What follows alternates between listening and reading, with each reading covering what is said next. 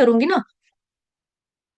हरे कृष्ण। आप सभी भक्तों का, सभी वैष्णवों का, सभी भागवतों का हार्दिक स्वागत, हार्दिक अभिनंदन। आज की ग्रंथराज श्रीमद् भागवत महापुराण की कक्षा तो हो चुकी है। अभी श्रीमद् भगवत गीता की कक्षा है। ठीक है। आज ऐसे ही हो गया, पहले भगवत भागवत महापुराण की बारी भगवत गीता बोल दिया था, और भगवत गीता की बारी भागवत महापुराण बोल रहे हैं। ओके। श्रीमद् भगवत गीता यथारूप की कक्षा में हम कर रहे हैं अध्याय 2, श्लोक संख्या। आज हम देखते हैं क्या करेंगे, अध्याय 2 जिसका नाम है गीता का सार। ठीक है। और इसी अध्याय को हम सांख्य योग के नाम से भी जानते हैं। आप सभी भक्तों से निवेदन है, अपना अपना कैमरा ऑन करके अपनी अपनी उपस्थिति को लगवा दीजिए, अटेंडेंस अटेंडेंस लगवा दो। तो अब हमने करना है सिमरन वंशांदानी माता जी, कीर्ति राधिका राधा कीर्ति देवीदासी माता जी, गोप किशोरी देवीदासी माता जी, रूपा माता जी, वृंदा देवीदासी माता जी। फिर उसके बाद है जी हमारे बीके यानी कि वीना कोल माता जी।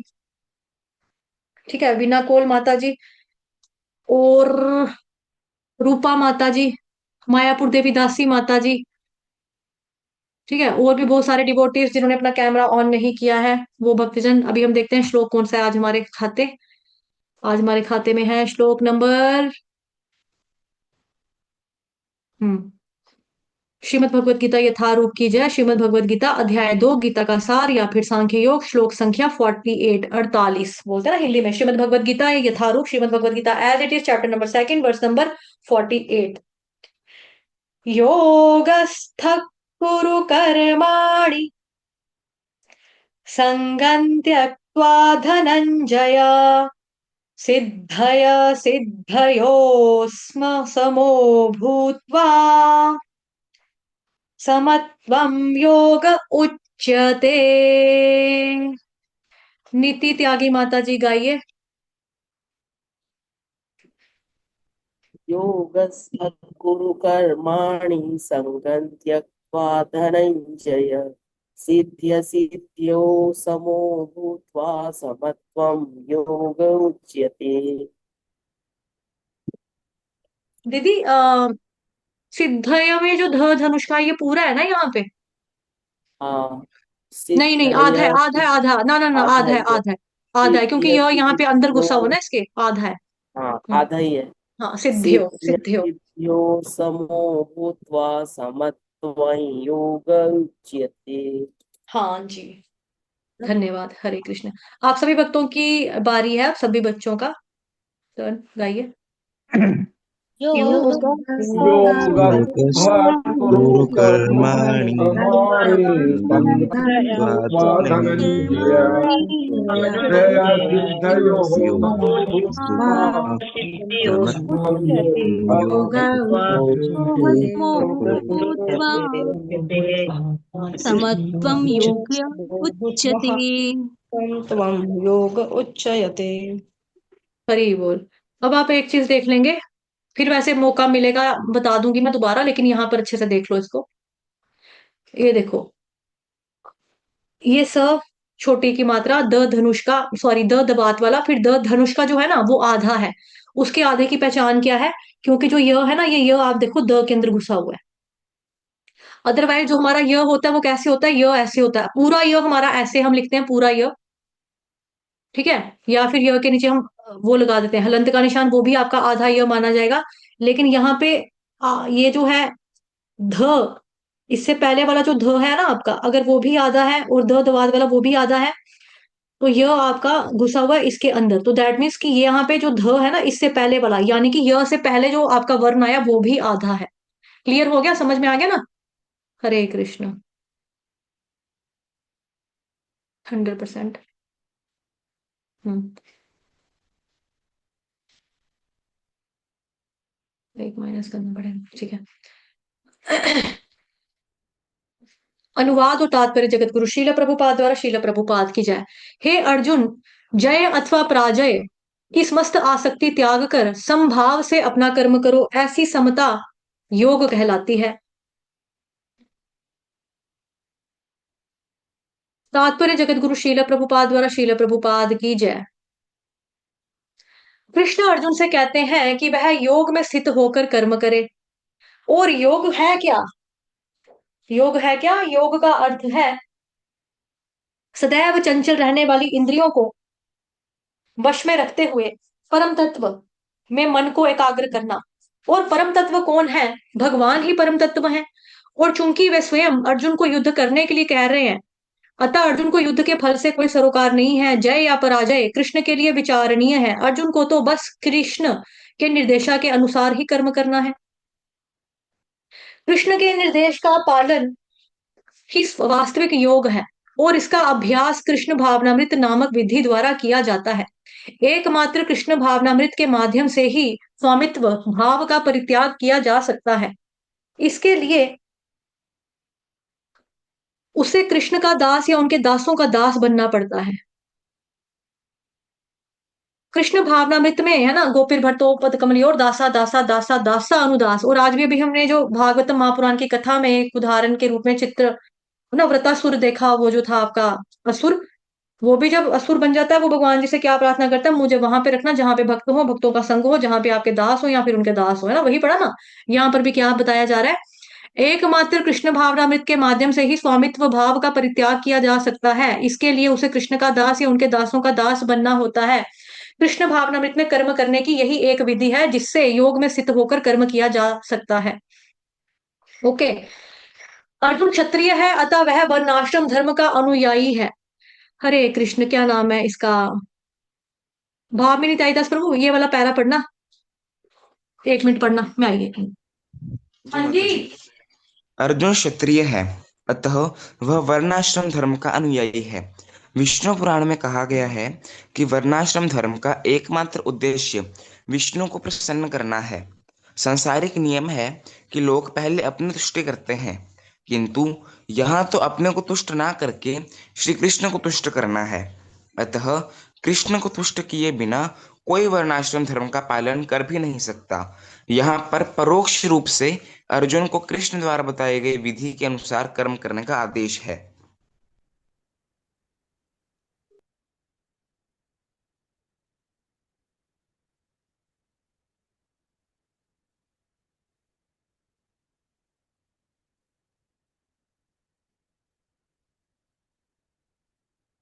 हम्म, हरे कृष्ण।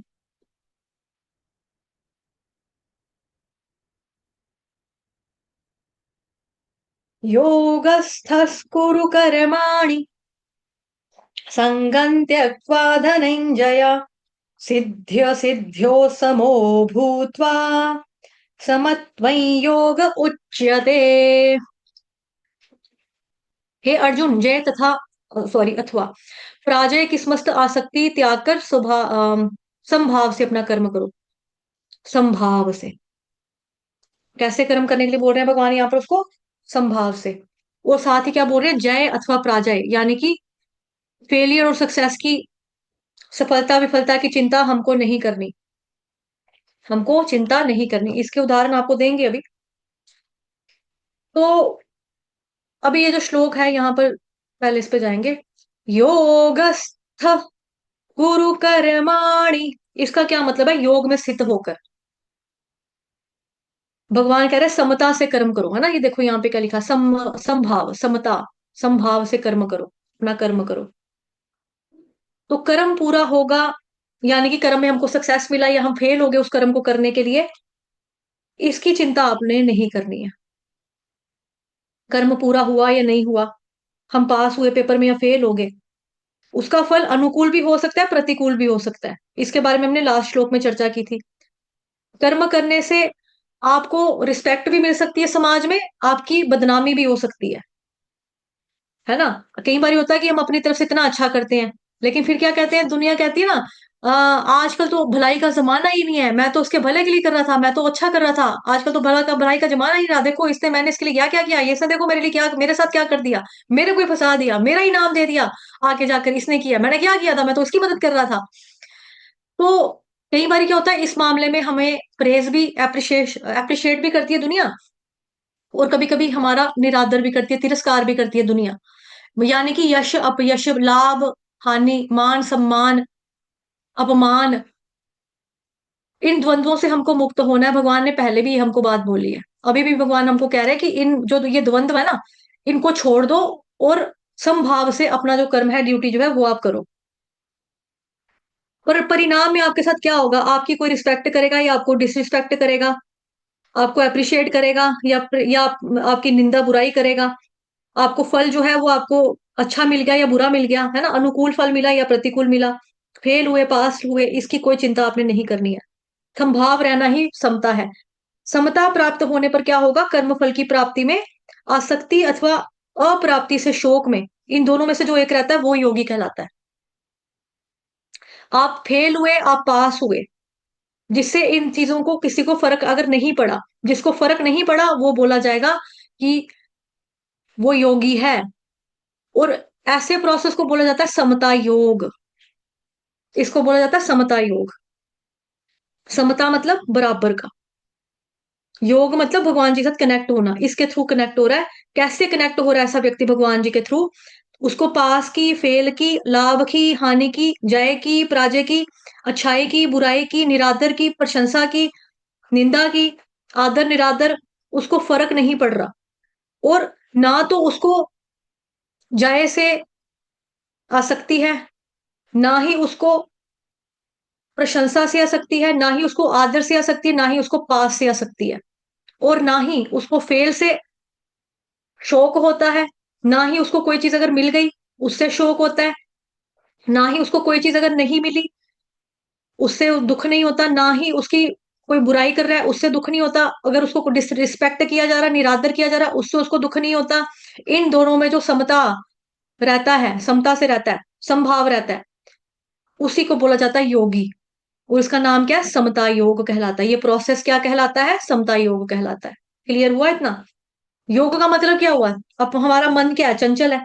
चंचल ही मना कृष्णा, भगवान को अर्जुन कहता ना गीता के 6ठे अध्याय में।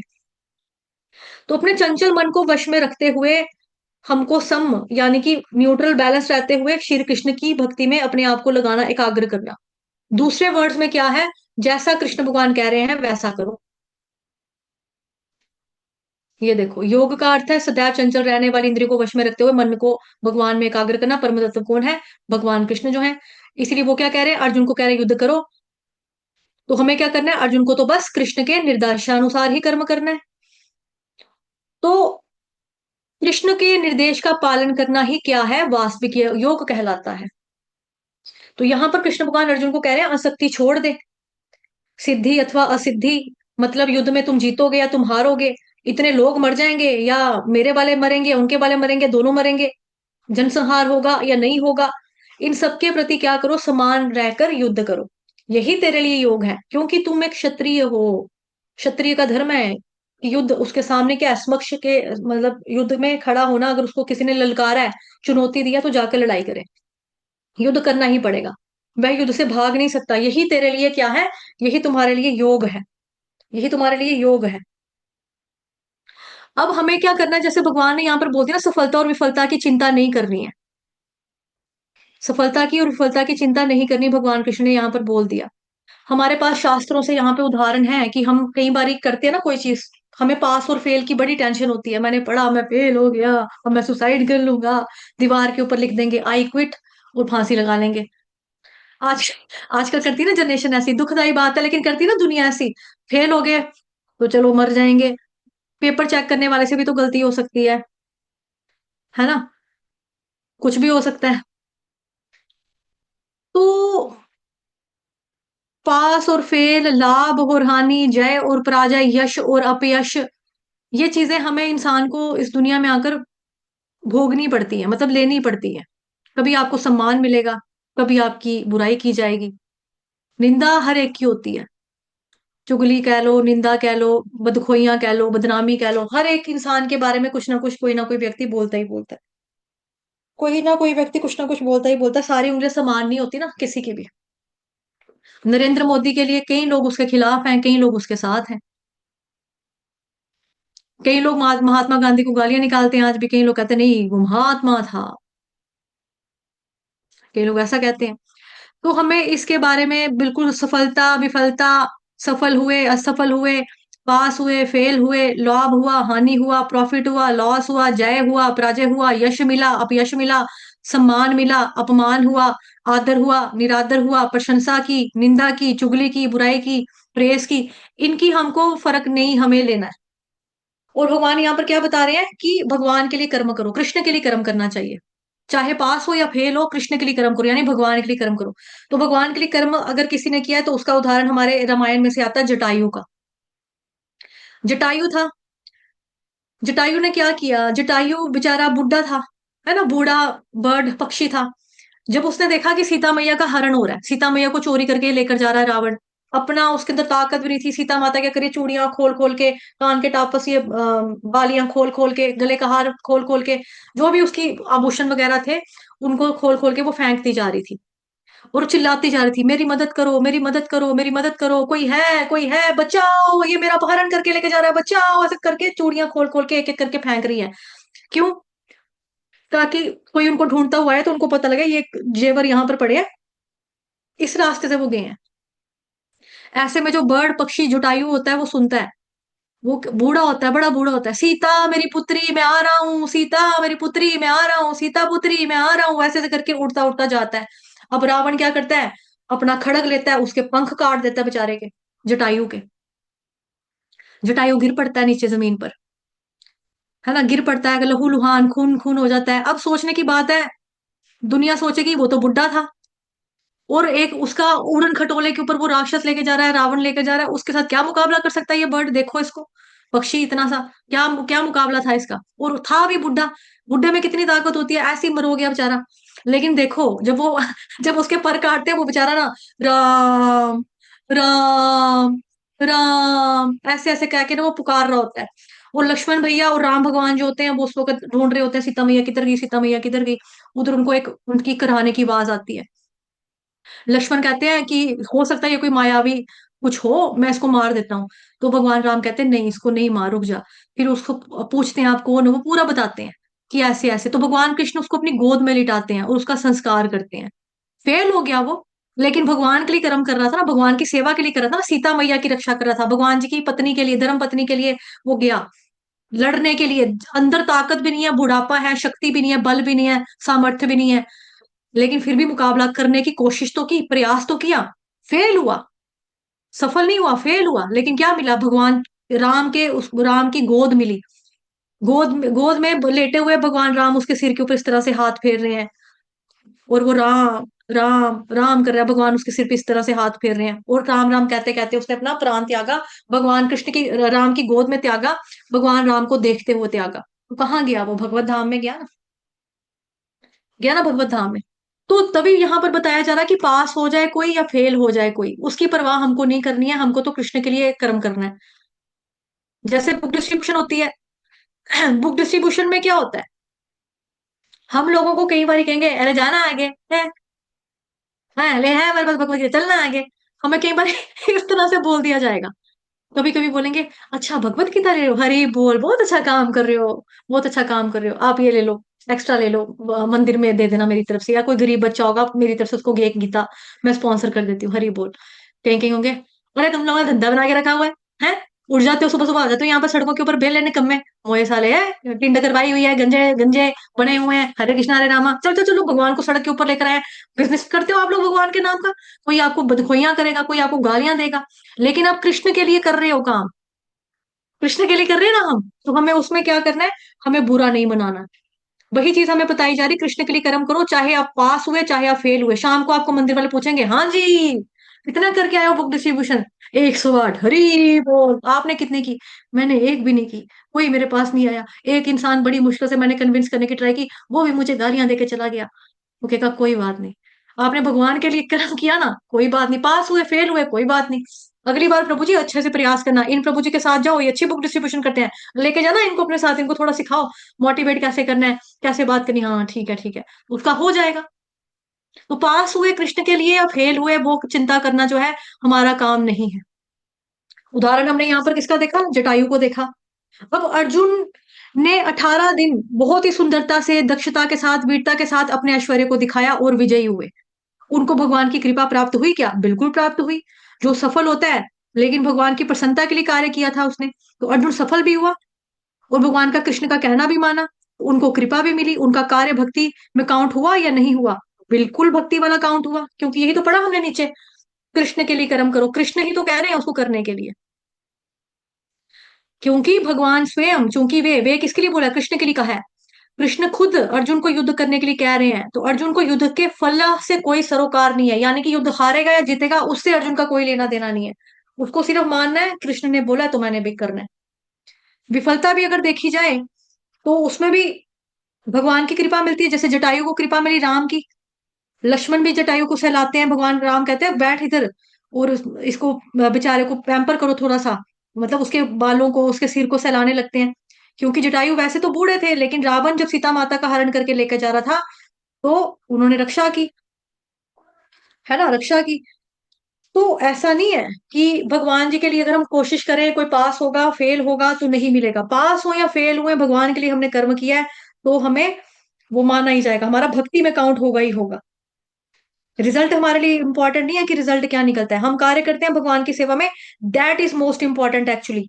सेवा में लगना जरूरी होता है, ये नहीं सोचना चाहिए अब सफलता होगी या फेल होगी, लोग क्या बोलेंगे, दिस दैट, कुछ नहीं सोचना हमको। तो भगवान के लिए क्या है, भगवान की जो भक्ति है ये है एफर्ट ओरिएंटेड, जो दुनिया है वो रिजल्ट ओरिएंटेड है। अगर रिजल्ट अच्छा आया तो प्रमोशन है भौतिक जगत के अंदर, आपकी रिजल्ट इंपॉर्टेंट है, लेकिन जो स्पिरिचुअल लाइफ है हमारी, जो आध्यात्मिक जिंदगी है, उसमें एफर्ट्स इंपॉर्टेंट है। अगर आपने एफर्ट किया ना तो आपको कृपा मिलेगी ही मिलेगी, क्यों मिलेगी, क्योंकि आपने प्रयास किया। तो कोई भी छोटा कार्य अगर कोई कर पाता है वो बड़ा कार्य कर पाता है, भगवान ने जिसको जो क्षमता दी है वो वैसा कार्य कर पाते हैं। तो सभी सफलता भी मिलती है हमको, विफलता भी मिलती है। सफलता कभी कभी बहुत बड़ी भी होती है, कभी कभी सफलता हमारी छोटी सी भी होती है, कभी कभी विफलता हमारी बिल्कुल ही ऐसे हो जाती है, लेकिन उसकी चिंता ना करते हुए व्यक्ति जब कार्य करता है तो भगवान की सेवा में उसको बोलते हैं योग। यानी भगवान कृष्ण बोलते हैं योग का मतलब भगवान जी के साथ जुड़ना, योग है भगवान के साथ संबंध स्थापित करना। भगवान के साथ हमारा संबंध स्थापित होता है जब हम भगवान कृष्ण की सेवा में लगते हैं ना, तब उसका विचार किए बिना, उसका विचार किए बिना हमको क्या करना है, भगवान की कहना मानना है, भगवान की भक्ति भजन में हमें लग जाना है, बस यही हमारा मेन है। ठीक है, अभी के लिए इतना ही।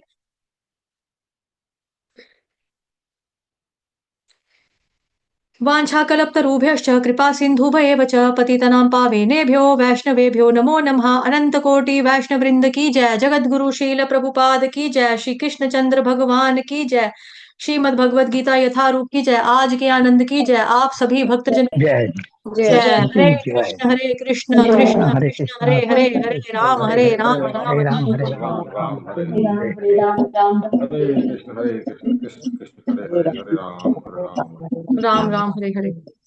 हरे हरे कृष्ण कृष्ण कृष्ण कृष्ण हरे हरे राम। ठीक है, अब आप लोग मेरे को क्या करना, अपना अपना सबके पास मेरा मोबाइल नंबर है और मेरे को आप लोगों ने वो करना है, क्या बोलते हैं, 95 कितने माला के राउंड किए वो दे देना। ठीक है, जिन्होंने महाराज जी के लिए 108 माला हमने बोली थी करने के लिए, जिन्होंने किया है वो दे देना, जिनकी कम भी हुई है ना, जैसे लाडली माता जी, ये बच्चे हैं अभी, इनका भी हमने नोट किया है, कोई बात नहीं। हमें प्रयास देखना है ना, हमें तो ओवरऑल काउंट करेंगे हम कितने करोड़ बनेगा, तो बूंद बूंद से सागर बनती है। अगर किसी ने एक माला भी महाराज के नाम किया है वो बोलेगी हाँ भी मैंने एक की थी, कोई बात नहीं एक की थी, तो उतना ही हमारा एक माला का हमारा आ जाएगा, जुड़ेगा। ठीक, चलो अब हम जाएंगे, अब मेरे से बोला नहीं जा रहा, थक गया मैं।